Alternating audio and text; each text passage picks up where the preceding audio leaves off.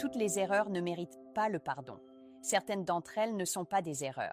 Ce sont des décisions préméditées, intentionnelles et de sang-froid, prises alors qu'elles savaient ce qu'il en était, mais ne s'en souciaient pas. Si vous avez déjà été la cible de mensonges, de mépris, d'exploitation ou de contrôle émotionnel, vous savez exactement ce que je veux dire. Le pardon sans clarté est une trahison, non pas d'eux, mais de vous-même. Et aujourd'hui, nous allons parler de 5 choses qu'une femme peut faire et que vous ne devriez jamais pardonner, non pas pour la punir, mais pour protéger votre paix. Commentez « Je choisis la paix » si vous en avez assez de tolérer le manque de respect au nom de l'amour. Numéro 1. Elle ment sans culpabilité. Elle ne scie pas quand elle ment parce qu'elle sait qu'elle l'a déjà fait et s'en est sortie impunie. Et chaque fois que vous pardonnez, cela lui apprend que votre vérité a un prix et que votre paix est à vendre. Si quelqu'un peut vous mentir calmement en vous regardant lui faire confiance, il ne craint pas de vous perdre parce qu'il a déjà calculé le risque et décidé que votre présence ne vaut pas la vérité. Ce n'est pas seulement de la malhonnêteté, c'est une trahison déguisée en charme. Et ce n'est pas seulement ce qu'elle dit, c'est la façon dont elle le dit, d'une voix ferme, les yeux secs et un script répété. Parce que ce genre de mensonge n'est pas né de la peur, il est né du pouvoir. Une femme qui ment comme ça n'essaie pas de protéger la relation, elle essaie de contrôler le récit. Plus vous doutez de vous-même, plus elle gagne, et vous commencez à remettre en question votre mémoire, à réécrire vos instincts et à vous excuser d'être méfiant, tandis qu'elle resserre son emprise sur la version de la réalité qu'elle veut que vous acceptiez. Si elle peut vous faire douter de vos propres yeux, elle peut vous faire accepter n'importe quoi. Et plus vous l'acceptez, plus il lui devient facile de mentir à nouveau jusqu'à ce que la vérité devienne facultative et votre voix insignifiante. Et puis vous réalisez qu'il ne s'agit plus de confiance, il s'agit de survie et du nombre de trahisons que vous êtes prêt à absorber juste pour maintenir la paix. Quand vous restez après le premier mensonge, vous lui apprenez que la douleur est le prix de votre loyauté. Et elle continuera à encaisser ce chèque jusqu'à ce que vous soyez émotionnellement en faillite. Le mensonge ne concerne pas les faits, il concerne votre estime de soi. Et chaque fois qu'elle vous voit la surprendre et rester, elle apprend que votre tolérance est plus élevée que votre respect de soi. Vous pensez qu'elle changera, mais pourquoi changerait-elle s'il n'y a aucune conséquence? C'est là que la plupart des gens se perdent, pensant que le pardon est une force, alors qu'en réalité, il devient l'arme même utilisée contre eux. Si vous vous retrouvez à expliquer l'évidence, à rejouer des conversations, à relire des messages, à essayer de trouver le moment exact où les choses ont basculé, vous êtes déjà sous l'influence de la tromperie. Une personne qui vous valorise ne vous mettra pas en position de douter de votre santé mentale. Si vous surprenez quelqu'un en train de mentir et qu'il devient défensif au lieu de s'excuser, il n'est pas désolé d'avoir menti. Il est désolé d'avoir été pris. Et à ce moment-là, vous n'avez plus affaire à un malentendu. Vous êtes face à une personne qui considère la manipulation comme une stratégie et la confusion émotionnelle comme un outil. Si vous êtes déjà sorti d'une conversation plus confus que vous ne l'étiez en y entrant, demandez-vous pourquoi et soyez attentif. Parce que lorsque quelqu'un vous ment en toute conscience, vous n'êtes plus dans une relation basée sur l'amour. Vous participez à une relation basée sur le contrôle. Vous ne pouvez pas aimer quelqu'un à travers un mensonge. Vous ne pouvez pas raisonner avec la tromperie. Et vous ne pouvez pas réparer quelqu'un qui tire profit de votre confusion. Plus vous restez, plus il devient difficile de voir clair parce que le cerveau commence à normaliser le dysfonctionnement pour vous protéger de la dissonance cognitive. Bientôt, votre paix dépendra de votre capacité à marcher sur des œufs et votre bonheur sera lié à l'absence de conflit plutôt qu'à la présence de la vérité. C'est ainsi que commence le déclin émotionnel, non pas avec des cris ou des disputes, mais avec des silences subtils, des haussons d'épaules dédaigneux, des sourires qui n'atteignent pas les yeux. Et si vous espérez toujours qu'une conversation de plus, une chance de plus, une explication de plus réglera les choses, comprenez ceci. Les gens ne changent pas quand ils sont confortables, ils changent quand ils perdent l'accès. Si vous continuez à récompenser les mensonges par votre présence, vous entraînez quelqu'un à croire que la vérité est facultative et que l'accès à votre vie n'exige pas d'intégrité. Alors, que faites-vous? Vous cessez de trop expliquer. Vous cessez de défendre votre position. Vous cessez de collecter des preuves. Au lieu de cela, vous commencez à observer le comportement sans émotion et vous vous fiez au schéma de comportement plutôt qu'aux promesses. Les gens peuvent mentir avec des mots, mais ils disent la vérité par la répétition. Si quelqu'un ment une fois et l'assume avec remords, peut-être y a-t-il de l'espoir. Mais s'il ment et ment à nouveau pour couvrir le premier, vous n'êtes pas amoureux. Vous êtes dans le déni. Quand le moment de partir viendra, ce ne sera pas facile parce que votre esprit a été étiré à douter de sa propre clarté. Mais au moment où vous regagnez votre vérité, vous regagnez votre force. Et quand vous vous éloignez de quelqu'un qui pensait qu'il était normal de vous mentir, vous ne perdez pas l'amour, vous perdez la manipulation. Et ce que vous gagnez vaut plus que la fausse paix sur laquelle vous surviviez. Vous commencez à reconstruire, non pas avec amertume, mais avec des limites, non pas avec colère, mais avec conscience. C'est ainsi que vous guérissez, en reconnaissant que l'amour n'est pas censé faire souffrir de cette manière, que la vérité n'est pas censée être négociée et que le pardon n'est pas censé être un laissez-passer pour des trahisons répétées, mais un outil pour vous libérer de la douleur sans rouvrir la porte à celui qui l'a causée. Alors la prochaine fois que vous surprendrez le mensonge, la prochaine fois que votre instinct vous dira que quelque chose ne va pas, ne l'ignorez pas. Ne cherchez pas à le rationaliser. N'attendez pas plus de preuves, parce que la vérité ne vient pas toujours avec des preuves, mais elle vient toujours avec la paix. Et quand vous agissez enfin sur ce sentiment, non par vengeance mais par respect de soi, vous ressentirez une force intérieure qu'aucune excuse ne pourrait jamais vous offrir. Et c'est là que vous saurez que vous avez grandi, non pas parce que vous les avez laissés rester, mais parce que vous avez finalement choisi de partir. Numéro 2. Elle ne respecte pas vos limites. Elle ne respecte pas vos limites parce qu'elle sait que vous expliquerez au lieu d'imposer. Parce qu'elle sait que vous transformerez l'inconfort en dialogue plutôt qu'en décision. Et chaque fois que vous fixez une limite et la laissez être franchie sans conséquence, vous lui apprenez que vos limites sont flexibles et vos valeurs négociables. Cela n'arrive pas d'un coup. Cela commence petit, comme ignorer votre demande d'espace pendant les disputes, transformant chaque désaccord en spectacle, ignorant votre ton sérieux avec des plaisanteries, utilisant vos vulnérabilités comme des blagues plus tard. Et quand vous exprimez des inquiétudes, elle sourit, non pas parce qu'elle ne comprend pas, mais parce qu'elle comprend bien trop bien que si elle peut vous épuiser émotionnellement, si elle peut vous entraîner dans des clarifications constantes, alors elle contrôle le cadre. Et une fois qu'elle contrôle le cadre, elle contrôle la relation. Parce que dans son monde, vos limites deviennent des suggestions et son comportement, la norme. Il ne s'agit pas d'amour ou de malentendu, il s'agit de dominance.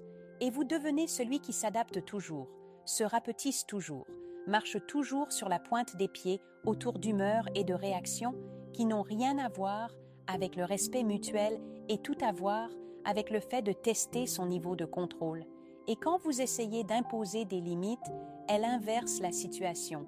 Et maintenant, vous êtes trop sensible, trop rigide, trop sérieux. Et si vous achetez cette interprétation, vous commencez à vous auto-censurer.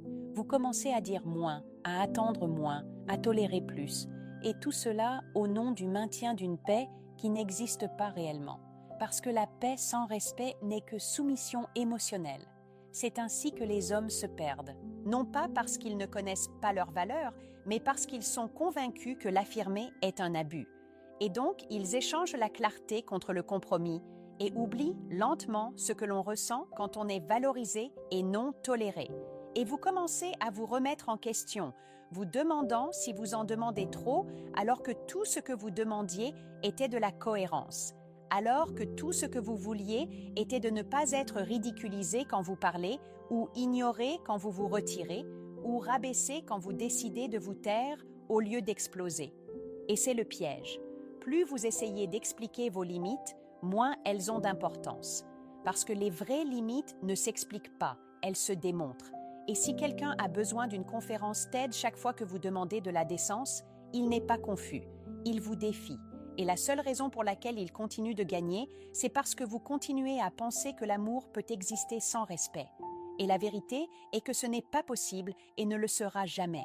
Et ce n'est pas parce que vous n'avez pas essayé assez fort, C'est parce que vous êtes resté longtemps après avoir su que vos mots n'avaient aucun poids.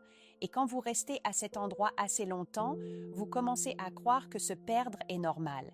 Et c'est là que le ressentiment grandit silencieusement, comme une vigne autour de votre cou, étouffant votre paix jour après jour, jusqu'à ce que vous vous réveilliez et réalisiez que vous marchez sur des œufs dans votre propre maison, mesurant votre ton, filtrant vos sentiments, effaçant vos opinions juste pour éviter les conflits. Et si vous en êtes là maintenant, vous savez exactement ce que je veux dire. Et si vous en avez assez de prétendre que chaque manque de respect était un malentendu, vous devez prendre une décision. Pas un discours, pas un débat, une décision. Et cette décision est de cesser de courir après le respect élémentaire et de commencer à l'exiger. Ce n'est pas bruyant, ce n'est pas violent. C'est un changement discret où vous cessez de vous répéter. Vous cessez de vérifier si votre ton était trop dur. Vous cessez d'écrire des romans pour justifier vos limites. Vous agissez simplement. Et cette action est la distance, non par rancune, mais par nécessité.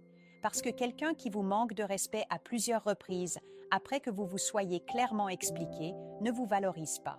Il valorise le contrôle qu'il obtient lorsque vous continuez à expliquer, à espérer et à revenir.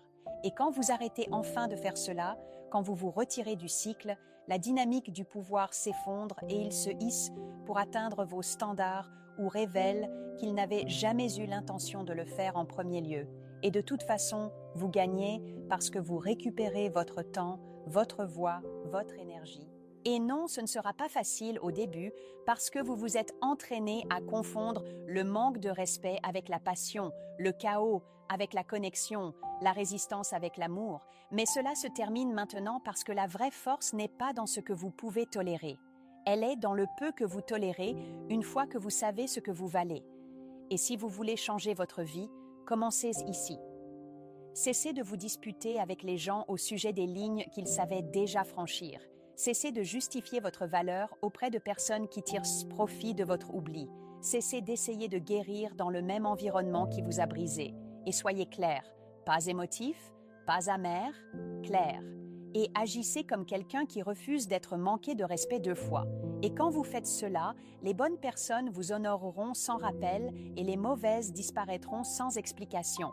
De toute façon, vous gagnez parce que vous comprenez enfin que la paix n'est pas quelque chose que vous demandez, c'est quelque chose que vous imposez. Et le moment où vous priorisez la paix sur la présence est le moment où vous commencez à vivre avec respect de soi. Numéro 3. Elle manipule vos émotions. Elle n'a pas besoin d'élever la voix pour vous contrôler, car elle a appris tôt que le silence peut crier plus fort que les mots, et le retrait peut blesser plus que les cris. Et ce qui rend les choses pires, c'est la façon dont elle joue si bien, si doucement, si stratégiquement. Un instant, elle est la personne la plus chaleureuse que vous ayez jamais rencontrée, et l'instant d'après, elle est froide et distante, et vous ne savez pas ce que vous avez fait de mal, mais vous commencez à vous excuser quand même, espérant retrouver la version d'elle qui vous faisait sentir en sécurité, sans réaliser que cela faisait partie de la mise en scène. La manipulation émotionnelle n'est pas toujours bruyante, elle est souvent déguisée en connexion et elle est construite sur des schémas de culpabilité, d'imprévisibilité et de changement de pouvoir qui sont suffisamment subtils pour vous faire douter de vous-même au lieu d'elle. Et c'est exactement le but, parce que si elle peut contrôler ce que vous ressentez, elle peut contrôler ce que vous faites. Et le pire, c'est la façon dont elle utilise votre empathie contre vous. Comment elle pleure juste assez pour vous faire sentir comme le méchant. Comment elle disparaît juste assez longtemps pour que vous la suppliez. Comment elle vous loue juste assez pour maintenir votre espoir. Et bientôt, vous devenez accro à ce cycle. Courant après son approbation comme une drogue, confondant soulagement et amour, prenant sa réapparition pour une réconciliation alors qu'en fait, ce n'est qu'une réinitialisation du contrôle. Et c'est si difficile à expliquer à quiconque parce que de l'extérieur, cela ne ressemble pas à un abus. Cela ressemble à une mauvaise communication, à des différences émotionnelles. Mais à l'intérieur, vous marchez dans un labyrinthe de règles non écrites, où ses humeurs dictent votre journée, où son silence devient une punition, où votre joie dépend de sa validation, et vous vous perdez lentement, pas d'un coup, mais pièce par pièce, échangeant votre paix contre des moments de son attention. Et quand vous essayez d'en parler, elle inverse la situation. Elle vous dit que vous réfléchissez trop, que vous êtes trop émotif, qu'elle était juste fatiguée, qu'elle plaisantait, qu'elle réagissait, et parce que vous l'aimez, vous lui donnez le bénéfice du doute encore et encore jusqu'à ce qu'il n'y ait plus rien à douter, sauf vous-même. Et c'est ainsi que fonctionne la manipulation émotionnelle. Il ne s'agit pas d'amour, d'honnêteté ou de résolution de conflits. Il s'agit de conditionnement, de briser votre capacité à penser clairement afin que son comportement devienne la norme et votre douleur, votre faute. Et c'est subtil au début, comme son questionnement sur pourquoi vous avez besoin d'espace, pourquoi vous êtes distant même lorsque vous vous êtes expliqué.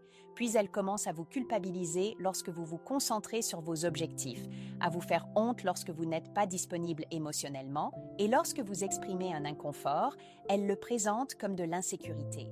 Alors maintenant, vous ne vous sentez pas seulement incompris, vous avez honte d'avoir des besoins. Et une fois que cette honte s'installe, vous commencez à vous taire, pensant que peut-être si vous travaillez plus dur, aimez mieux, donnez plus, alors elle cessera de s'éloigner, cessera de vous blâmer pour son malheur, cessera de traiter votre sollicitude comme une faiblesse. Et au moment où vous liez votre valeur à son état émotionnel, vous avez cédé votre pouvoir. Et maintenant, elle décide quand vous vous sentez comme un homme, quand vous vous sentez écouté, quand vous vous sentez assez bien et vous commencez à vivre selon son climat émotionnel, ajustant vos paroles en fonction de son humeur, modifiant vos rêves pour éviter son ressentiment. Et quand elle vous redonne de l'affection, cela ressemble au paradis, mais pas parce que c'est de l'amour, mais parce que c'est un soulagement, parce que la tension a enfin cédé et qu'elle est à nouveau chaleureuse. Alors vous pensez que les choses s'améliorent, mais en réalité, vous êtes juste de retour au début de la boucle, et c'est ainsi que la manipulation devient votre mode de vie. Non pas avec des chaînes, mais avec des incohérences. Et plus vous restez, plus il semble normal d'être incertain, d'être blâmé, de marcher sur des œufs. Et vous perdez le fil du temps passé à essayer de retrouver cette première version d'elle, celle qui semblait vraiment vous voir, qui vous faisait vous sentir vivant. Et la tragique vérité est que cette version d'elle n'existait que pour gagner le contrôle, pas pour construire l'amour. Et maintenant, elle connaît vos schémas, connaît vos déclencheurs, sait quand s'éloigner et quand se rapprocher. Et vous êtes coincé entre le désir ardent de son affection et la peur de son silence. Et ce n'est pas de l'amour, c'est de la captivité émotionnelle. Et si cela ressemble à votre vie, vous devez comprendre quelque chose très clairement. Vous n'êtes pas fou, vous n'êtes pas faible, vous n'en demandez pas trop. Vous subissez une manipulation conçue pour vous faire ressentir ces choses. Et la seule façon de gagner n'est pas d'expliquer votre douleur, pas de la faire admettre ce qu'elle fait, pas d'attendre qu'elle change. C'est de prendre du recul calmement, pleinement, et de faire l'inventaire de qui vous étiez avant que ce cycle ne commence et de reconstruire à partir de là. Non pas avec le blâme, mais avec la vérité. Non pas avec la culpabilité, mais avec la clarté. Et cela signifie ne plus justifier les signaux d'alarme à cause de souvenirs partagés. Ne plus courir après une explication de la part de quelqu'un qui tire profit de votre confusion. Et ne plus attendre quelqu'un qui disparaît quand la responsabilité se présente. Et si vous avez peur de partir parce que vous pensez que personne ne comprendra, comprenez ceci. Rester dans un cycle qui efface votre identité n'est pas de l'amour. C'est une lente mort émotionnelle et vous ne pouvez pas guérir dans le même environnement qui a causé vos blessures et vous ne pouvez pas continuer à retourner vers quelqu'un qui utilise l'amour comme levier et s'attend à ce que vous gagniez la décence élémentaire par l'obéissance. Et si vous voulez reprendre votre pouvoir, cela commence par la discipline émotionnelle, en apprenant que tout traitement silencieux ne mérite pas une réaction, que toute culpabilisation ne mérite pas une explication, et que toute manipulation ne mérite pas une autre chance. Et c'est ainsi que vous vous réappropriez, non pas en vous vengeant, non pas en leur faisant voir votre valeur, mais en refusant de laisser vos émotions être l'outil de quelqu'un d'autre, plus jamais. Et cela signifie construire une vie où votre paix est protégée par la distance. Votre clarté est plus forte que votre désir ardent et votre amour pour vous-même n'est plus négociable. Numéro 4. Elle humilie votre masculinité. Cela commence lorsqu'elle critique ce dont vous êtes fier, lorsque votre force devient un sujet de plaisanterie pour elle, lorsque votre affirmation de soi est étiquetée agression. lorsque votre leadership est ridiculisé comme du contrôle, lorsque votre silence est appelé faiblesse et lorsque votre concentration est traitée comme de la négligence. Vous ne le remarquez pas au début parce que cela semble ludique, parce que cela vient avec un sourire, parce que c'est vêtu de sarcasme. Mais en dessous, cela tranche quelque chose de plus profond. Cela vous entraîne à associer la honte à votre nature. Lentement, vous commencez à douter des choses qui vous rendaient autrefois confiant, remettant en question les instincts qui vous rendaient autrefois fiables, adoucissant votre ton lorsque vous dites la vérité, vous rapetissant dans les moments qui exigent de la présence, non pas parce que vous avez changé, mais parce que vous avez été entraîné à croire que qui vous êtes est trop dur, trop froid, trop direct, trop logique, trop concentré, trop indépendant. Et la vérité est que cela n'a jamais été une question de votre caractère. Il s'agit de contrôle. Parce que lorsque quelqu'un peut vous faire honte de ce qui vous enracine, il n'a plus besoin de discuter avec vous. Il a juste besoin de vous faire sentir mal d'être vous. Et lorsque vous commencez à vous excuser d'être décisif, d'être structuré, d'être direct, vous commencez à vous trahir de petites manières en disant oui quand vous voulez dire non, en évitant le leadership lorsque vous vous sentez appelé à guider, en cachant votre perspicacité pour que les autres ne se sentent pas en insécurité, et bientôt, votre auto-trahison devient votre ligne de base. Et c'est le dommage invisible dont personne ne parle. L'érosion psychologique qui se produit lorsque vous permettez à quelqu'un de redéfinir la force comme toxicité, de recoder la discipline comme cruauté, d'étiqueter votre clarté comme arrogance. Et si vous avez déjà été dans un endroit où chaque instinct naturel que vous exprimez est accueilli par la suspicion, la résistance, le sarcasme ou la honte, alors vous savez exactement ce que cela ressent. Et si vous avez commencé à éteindre votre lumière pour que quelqu'un d'autre se sente plus brillant, vous n'évoluez pas, vous vous effacez. Et vous devez vous en rendre compte avant que votre identité ne devienne une performance que vous maintenez juste pour éviter les conflits. Parce que quand elle se moque de vos objectifs, de votre structure, de votre état d'esprit, elle ne vous met pas au défi. Elle vous sabote sous le masque de l'honnêteté, et c'est la différence entre un partenaire et un critique. L'un vous tient responsable tout en honorant votre essence. L'autre déconstruit votre essence jusqu'à ce que vous soyez méconnaissable pour vous-même. Et plus vous restez dans cet espace, plus il devient difficile de voir la manipulation pour ce qu'elle est. Parce que vous avez été entraîné à croire que faire plaisir aux autres est une croissance, que rester silencieux est une maturité, qu'être accepté signifie abandonner vos instincts. Mais la vérité est qu'une vraie connexion ne vous demande jamais de vous rapetisser. Et si quelqu'un vous fait sentir petit quand vous parlez avec certitude, s'il rabaisse votre ambition, minimise vos rêves, se moque de votre structure, vous n'êtes pas aimé, vous êtes géré, et vous ne devez à personne une explication sur la façon dont vous agissez lorsque votre intention est claire. Et si quelqu'un ressent le besoin de vous rappeler constamment d'être moins, d'adoucir votre élan, de retarder votre action, c'est parce qu'il bénéficie de votre confusion, pas de votre clarté. Et plus ils réussissent à vous faire douter de vous-même, moins vous menez votre vie avec autorité. Et c'est pourquoi vous devez tracer la ligne. Non pas en la convainquant, non pas en vous défendant sans fin, mais en étant si complètement vous-même qu'aucune opinion ne peut supplanter votre propre vision.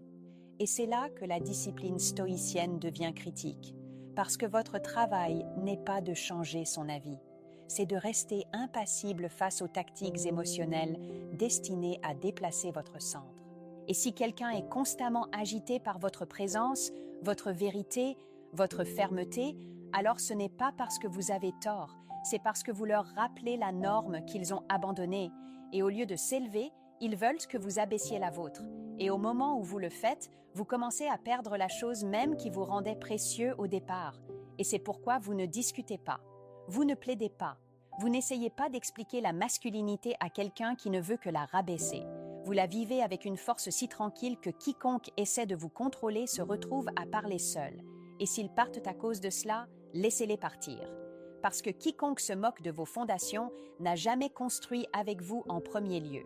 Et si vous demandez comment arrêter ce cycle, Commencez par faire la paix avec le fait d'être incompris en ne vous rapetissant plus face à l'inconfort, en restant ferme lorsque vos valeurs sont remises en question et en refusant de mendier le genre d'amour qui ne peut survivre que si vous prétendez être quelqu'un que vous n'êtes pas.